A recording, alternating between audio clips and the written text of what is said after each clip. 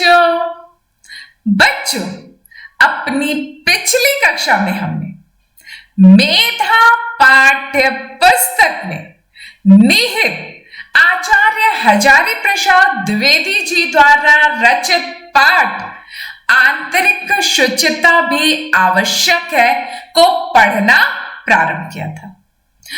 आचार्य हजारी प्रसाद द्विवेदी जी द्वारा ने इस पाठ में अपने देश भारत की आंतरिक शांति और पवित्रता पर बल दिया है।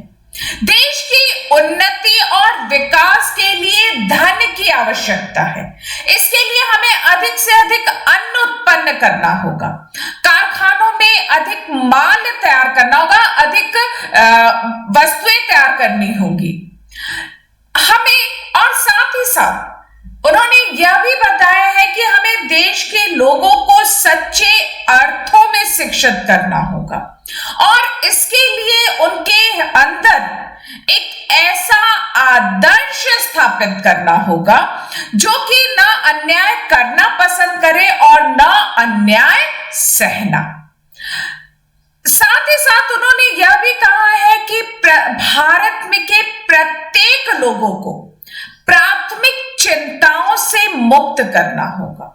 प्राथमिक चिंताएं अर्थात लोगों के पास 2 वक्त का भोजन हो, उनके बीमार पड़ने पर उनके लिए दवाइयां हो, उनके बच्चे अच्छे स्कूलों में विद्यालयों में पढ़ने जाएं, तो ये सभी प्राथमिक आवश्यकताओं की चिंताओं से मुक्त करना होगा।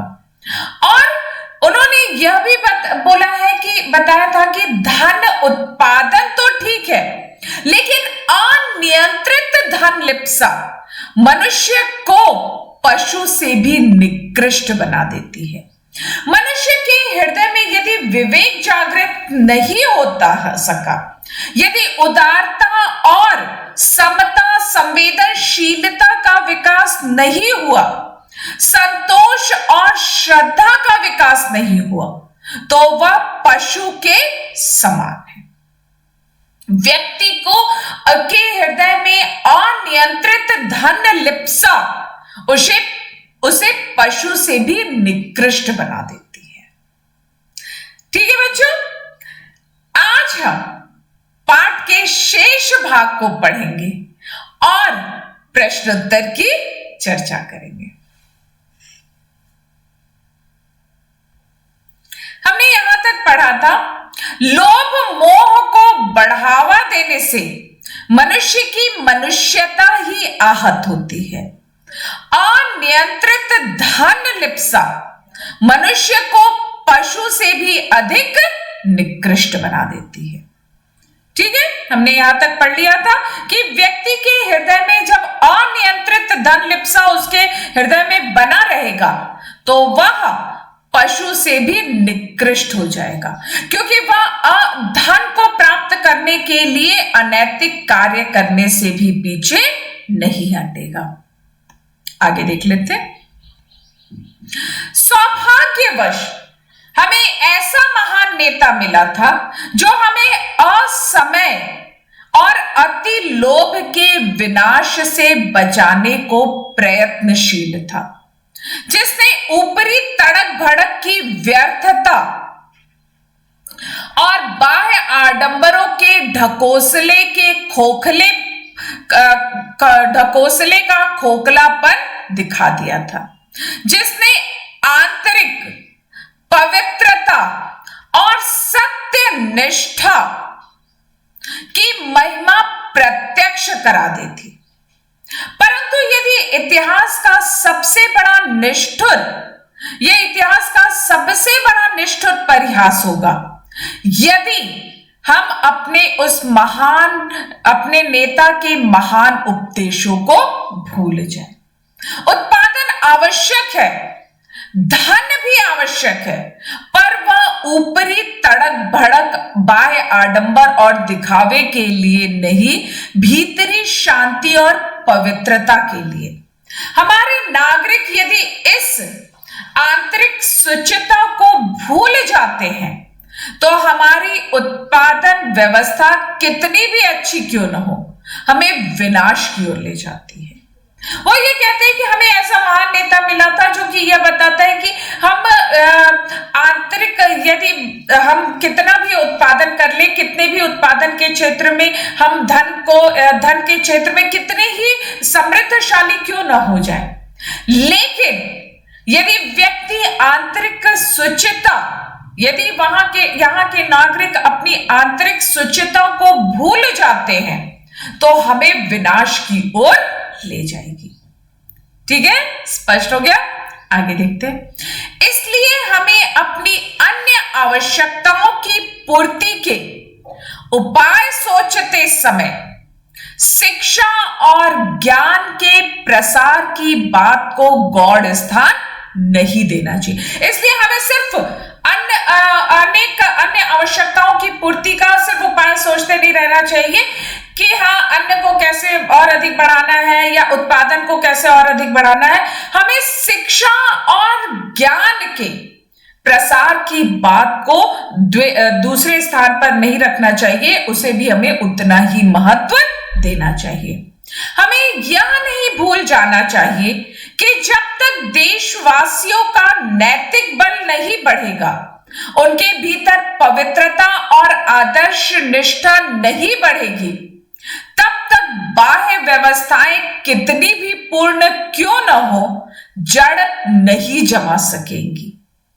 जिस शक्ति के पीछे विवेक और औदार्य नहीं होते, वह गलत दिशा में ले जाता है। वह कहते हैं हमें ज्ञान शिक्षा के प्रसार पर भी उतना ही महत्व देना चाहिए। हमें यह नहीं भूलना चाहिए कि जब तक देशवासियों का नैतिक बल नहीं बढ़ेगा, उनके भीतर पवित्रता और आदर्श निष्ठा नहीं होगी, तब तक बाह्य व्यवस्थाएं कितनी भी पूर्ण क्यों न हो, बाह्य रूप से हम कितने ही समृद्ध क्यों न हो, हम जड़ें नहीं जमा सकेंगी। जिस शक्ति के पीछे विवेक और औदार्य नहीं होते हैं, वह हमेशा गलत दिशा की ओर ले जाते हैं। स्पष्ट हो गया बच्चों? आगे देख लेते हैं। यह समझना भूल है कि हम अपने अतीत की एकदम उपेक्षा करके बड़े हो जाएंगे। यह समझना भूल है कि हम अपने अतीत को एकदम पीछे छोड़कर एकदम उसकी उपेक्षा करके हम आगे बढ़ जाएंगे, हम और अधिक उन्नत हो जाएंगे। अतीत ही वर्तमान को जन्म देता है, उसके गुण दोष से वर्तमान प्रभावित रहता है। हम अपनी उन महान निधियों को नहीं भुला सकते जिन्होंने शताब्दियों तक मनुष्य को संयमी, सौंदर्य प्रेमी और संवेदनशील बनाया है। लेखक कह रहा है कि अतीत ही वर्तमान को जन्म देता है। अतीत के गुण दोषों से ही वर्तमान प्रभावित होता है। हम उन निधियों को नहीं भुला सकते जो शताब्दियों तक, कई सौ वर्षों तक मनुष्य को संयमी, सौंदर्य प्रेमी और संवेदनशील बनाया था, जिन्होंने हमारे पुराने पूर्वजों के अंतर को धर्म भीरु और बाहर को दृढ़ बनाया था। अंतर से अपने धर्म के प्रति वो डरपोक थे कि हमारा धर्म हमें बुरे कर्म करने से रोकता है, हमारा धर्म कभी भी हमें कुसंस्कारों की ओर, कुमार्ग की ओर नहीं जाने देता है, लेकिन बाहर से एकदम दृढ़ थे। हमारे पुराने ग्रंथ, हमारे ऐतिहासिक भग्नावशेष और हमारी कलात्मक कृतियां हमें महान और उदार बनाती हैं। हमारे जितने भी पुराने ग्रंथ हैं, जितने भी ऐतिहासिक भग्नावशेष हैं, जितनी भी कलात्मक कृतियां हैं, सभी हमें महान और उदार बनाती हैं। उनकी ओर जितना अधिक ध्यान दिया जा सके उतना ही अच्छा होगा। युग युग से मनुष्य को मनुष्योचित गुणों के प्रति निष्ठावान बनाने वाली इन वस्तुओं के संरक्षण और प्रचार की व्यवस्था को भुलाना एकदम वांछनीय नहीं है। जितने जो हमारे ऐतिहासिक ग्रंथ है, जितने जो हमारे पुराने ग्रंथ है जो कि हमें सत्कर्म की ओर ले जाते हैं, उनकी ओर जितना अधिक ध्यान दिया जा सके उतना ही अच्छा है। युग युग से मनुष्य को मनुष्योचित गुण अर्थात मानवीय भावनाओं के प्रति निष्ठावान रहने की जो ये वस्तुएं हैं, इनके संरक्षण और प्रचार की व्यवस्था को भुलाना एकदम वांछनीय नहीं है। जो लोग इस प्रकार तर्क करते हैं कि जिन देशों में ये वस्तुएं नहीं है वे भी तो कम उन्नत नहीं है, वे दया के पात्र हैं। जो लोग इस तथ्य को कह सकते हैं कि इस तथ्य को के लिए तर्क देते हैं कि ठीक है, हमारे जो महान गुण हैं आप लोग कहते हैं कि उन्हें संरक्षण देना चाहिए, लेकिन जिन देशों में यह गुण नहीं है वे भी तो कम उन्नत और नहीं है, लेकिन लेखक कह रहा है कि वे दया के पात्र हैं। उन देशों के निवासियों के हृदय में बैठने की शक्ति उनमें नहीं है। उन देशों के निवासियों के हृदय में बैठने की शक्ति उनमें नहीं है। ठीक है, आगे देख लेते हैं। जिस प्रकार भौतिक पदार्थ के उत्पादन के लिए आवश्यक है कि हम अपनी समूची उत्पादन शक्ति का परिपूर्ण उपयोग करें, उसी प्रकार आंतरिक शुचिता और बाहरी संयम के लिए हमें नवीन और पुरातन समस्त उपलब्ध साधनों का उपयोग करना चाहिए।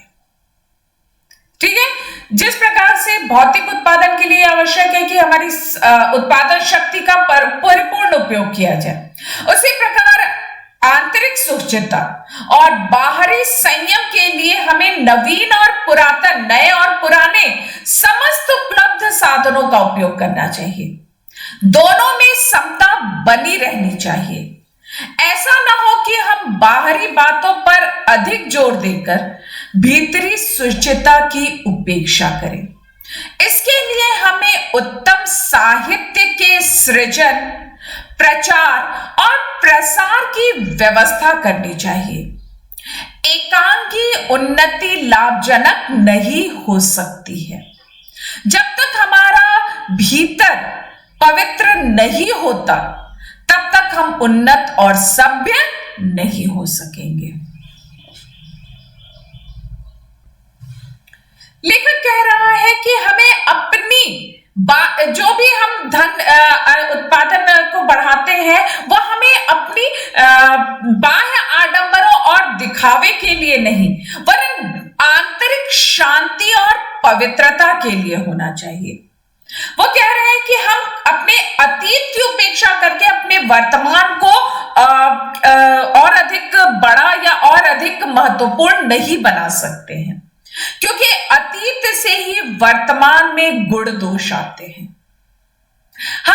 हमारे जो महान गुण हैं, जो कि हमें आंतरिक रूप से मजबूत बनाते हैं, जो कि यह कहते हैं कि हम यदि आंतरिक पवित्रता बनी रहेगी तब देश का विकास संभव है।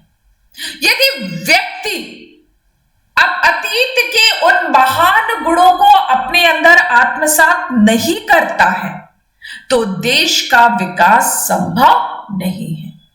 उत्पादन अवश्य बढ़ाइए, धन को और अधिक बढ़ाइए, लेकिन साथ ही साथ हमारे जो पुराने ग्रंथ हैं, हमारे जो पुराने महान ग्रंथ है, हमारे जो धर्म है, वह जो हमें यह सीख देते हैं कि हाँ, हमें आंतरिक रूप से पवित्र होना होगा, तभी हम देश की उन्नति में योगदान दे सकेंगे। आंतरिक पवित्रता का तात्पर्य अर्थात एक ऐसा आदर्श जो कि हमें सत्कर्म की ओर ले जाए, जो कि हमें बुरे कर्म करने से रोके, जो कि हमें एक ऐसे मार्ग पर ले जाए जहां पर हम बुरे कर्म करने से हिचके, जबकि हम बुरा कर्म न करें। जितने भी हमारे धर्म ग्रंथ हैं, जितने भी हमारे ऐतिहासिक भग्नावशेष हैं, सभी इसी तथ्य की ओर संकेत करते हैं कि हमें अपनी आंतरिक पवित्रता पर उतना ही ध्यान देना चाहिए जितना कि हम बाह्य साधनों पर देते हैं। और इसके लिए हमें उत्तम साहित्य के सृजन, उत्तम साहित्य की रचना, प्रचार प्रसार की व्यवस्था करनी चाहिए। एकांगी उन्नति कि हम अपनी एकांगी एक मात्र अपने बाह्य साधनों की उन्नति लाभदायक नहीं हो सकती है। आंतरिक शुचिता से ही हम उन्नत और सभ्य हो सकते हैं। आंतरिक शुचिता से ही हम, आंतरिक पवित्रता से ही हम देश के विकास में योगदान दे सकते हैं। हम उन्नत और सभ्य बन सकते हैं। और यह आंतरिक शुचिता या आंतरिक पवित्रता हमारे जो अतीत के जो महान गुण है उन्हें आत्मसात करने से आएंगे। हम आधुनिकता की दौड़ में इतने आगे बढ़ चुके हैं कि हमें सही गलत का अंतर नहीं दिखाई देता है, और इसके लिए हमें अपने अतीत की महान गुणों को अपने अंदर आत्मसात करना होगा। लेकिन यही कह रहा है कि हमें ऐसे शिक्षित करना होगा, भारत के नागरिकों के हृदय में ऐसा आदर्श स्थापित करना होगा जो कि उनके अतीत के ग्रंथ, उनके महान ग्रंथ स्वयं कहते हैं कि हमेशा सत्कर्म करना चाहिए। जब व्यक्ति आंतरिक रूप से पवित्र होगा तभी वह उन्नत और सभ्य बन सकेगा। बच्चों, हमने पाठ का वाचन कर लिया और उसके काठिन्य का निवारण कर लिया। अब हम पाठ में निहित प्रश्नोत्तर की चर्चा कर लेते हैं।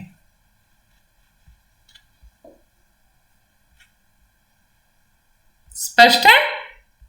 आगे देख लेते हैं।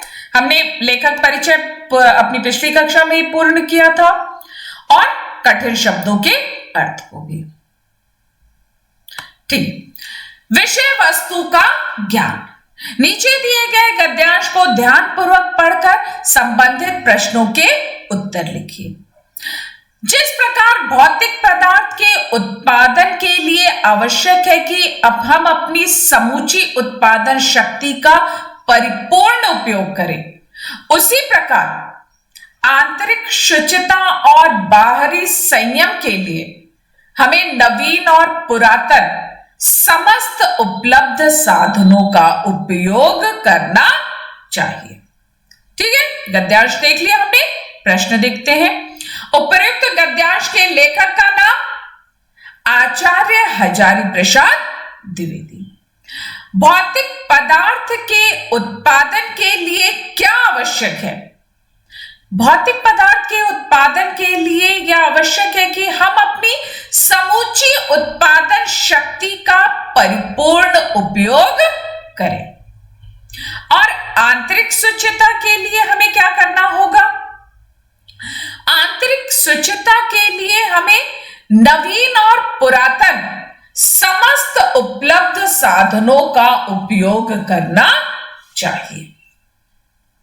ठीक है, गद्यांश है, उसी के आधार पर ये उत्तर हुए। विलोम शब्द: आवश्यक, अनावश्यक, उपयोग, अनुपयोग, नवीन, प्राचीन। ठीक है बच्चों, ये विलोम शब्द हो गए। अब हम प्रत्यय स्मरण के प्रश्नों को देख लेते हैं। हमने पाठ को पढ़ लिया है और उसके प्रश्नों के उत्तर को हम देख लेते हैं। नीचे दिए गए प्रश्नों के उत्तर लिखिए। धन प्राप्त करने के लिए हमें क्या करना होगा? अधिक से अधिक अन्न उत्पादन करना होगा, खनिज पदार्थ एकत्र करना होगा तथा कल कारखानों में संपूर्ण शक्ति लगाकर माल तैयार करना होगा। ठीक है, दूसरा प्रश्न देखिए। जनता को सच्चे अर्थ में शिक्षित किस प्रकार किया जा सकता है? सच्चे अर्थ में शिक्षित करने के लिए उनके भीतर ऐसे महान आदर्श उत्पन्न करने होंगे, जो न अन्याय करना और न अन्याय करना पसंद करे और न अन्याय सहना। ठीक है बच्चों, आगे देख लेते हैं।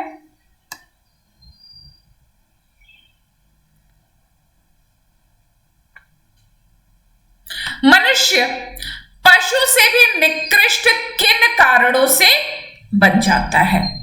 मनुष्य अनियंत्रित धन लिप्सा के कारण पशु से भी निकृष्ट बन जाता है। आंतरिक शुचिता का क्या तात्पर्य है? इसके न होने से क्या हानि है? आंतरिक शुचिता का तात्पर्य भीतरी शांति और पवित्रता। इसके न होने से हम उन्नत और सभ्य न हो सकेंगे और विनाश की ओर बढ़ने लगेंगे।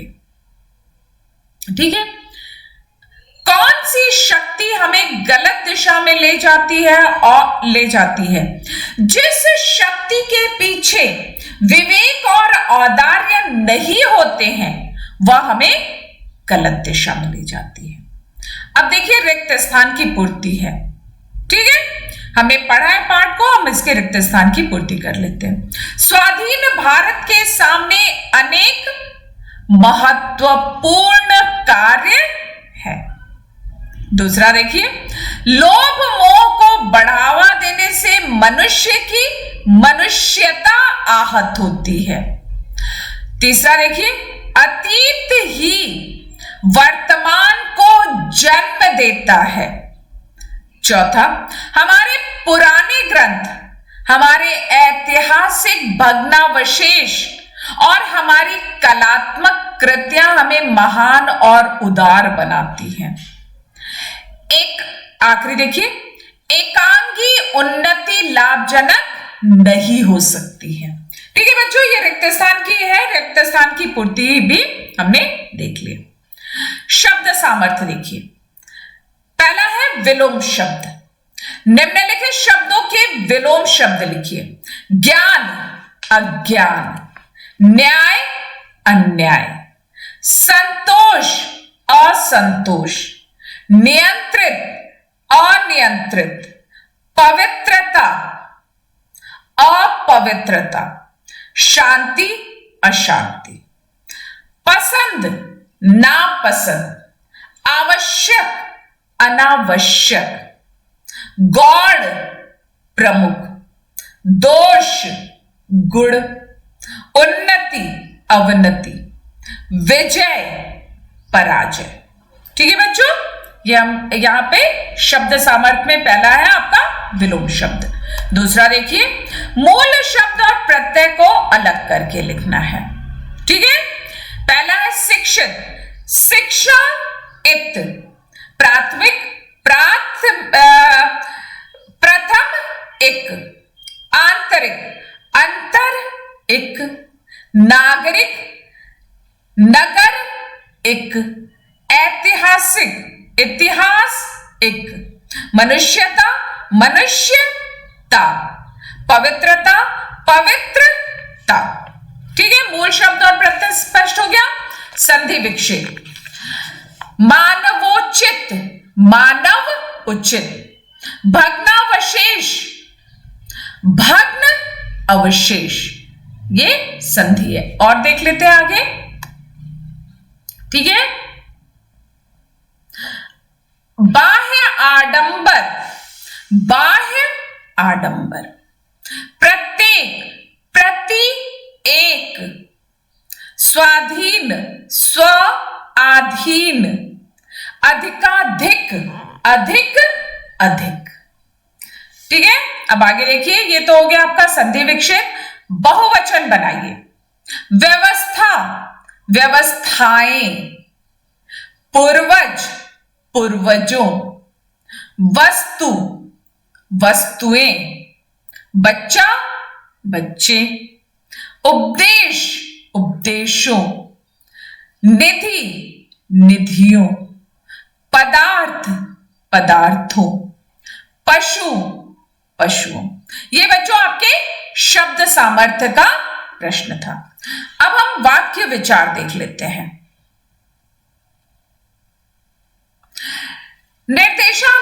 निम्नलिखित वाक्यों को प्रश्नों में परिवर्तित कीजिए। अब इसमें कौन सा वो लगाना है, प्रश्नवाचक में परिवर्तित करना है। किसकी? आजकल सर्वत्र उत्पादन बढ़ाने की चर्चा है। आजकल सर्वत्र किसकी चर्चा है? ठीक है। कोई काम धन के बिना नहीं हो सकता। कोई काम किसके बिना नहीं हो सकता है? मनुष्य को अन्याय नहीं सहना चाहिए। मनुष्य को क्या नहीं सहना चाहिए? अनियंत्रित धन लिप्सा मनुष्य को पशु से भी अधिक निकृष्ट बना देती है। अनियंत्रित धन लिप्सा किसको पशु से अधिक निकृष्ट बना देती है? मनुष्य को। ठीक है। शब्द समूह समास आपने पढ़ा है ना, समासिक पदों का वाक्य परिचय वो प्रयोग करते हुए वाक्य को फिर से बनाना है। अर्थात ये सभी विग्रह है, इसका वो करना है, समस्त पद बनाना है और फिर वाक्य में प्रयोग करना है। आजकल सब जगह उत्पादन को बढ़ावा दिया जा रहा है। सब जगह एक शब्द क्या होगा समासिक पद में? सर्वत्र। आजकल सर्वत्र उत्पादन को बढ़ावा दिया जा रहा है। मनुष्य को बुरे संस्कारों पर विजय प्राप्त करनी होगी। मनुष्य को कुसंस्कारों पर विजय प्राप्त करनी होगी।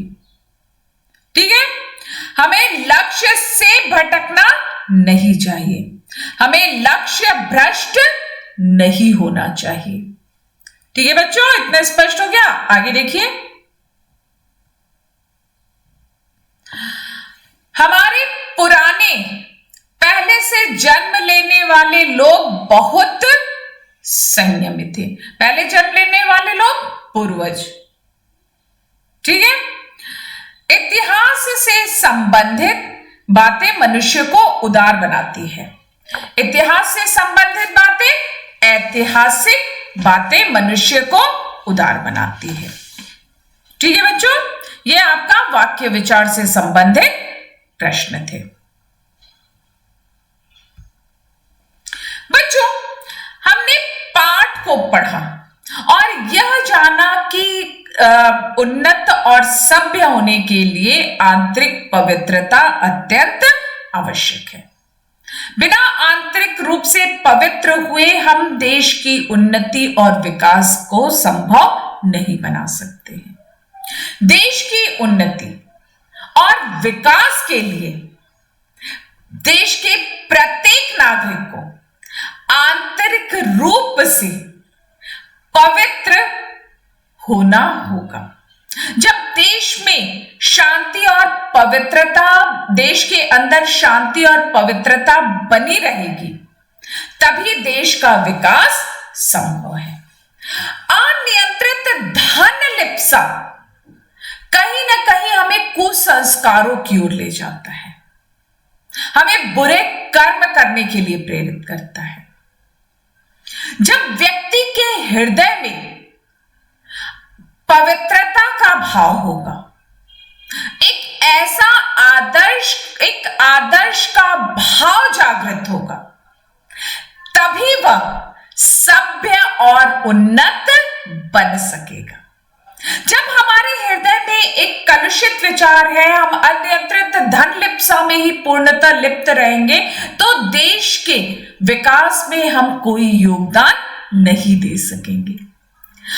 लेखक इस पाठ में यही बताना चाह रहा है कि स्वाधीनता के पश्चात धन की आवश्यकता हुई तो सर्वत्र उत्पादन बढ़ाने पर जोर दिया गया, लेकिन आंतरिक शुचिता भी उतनी ही आवश्यक है।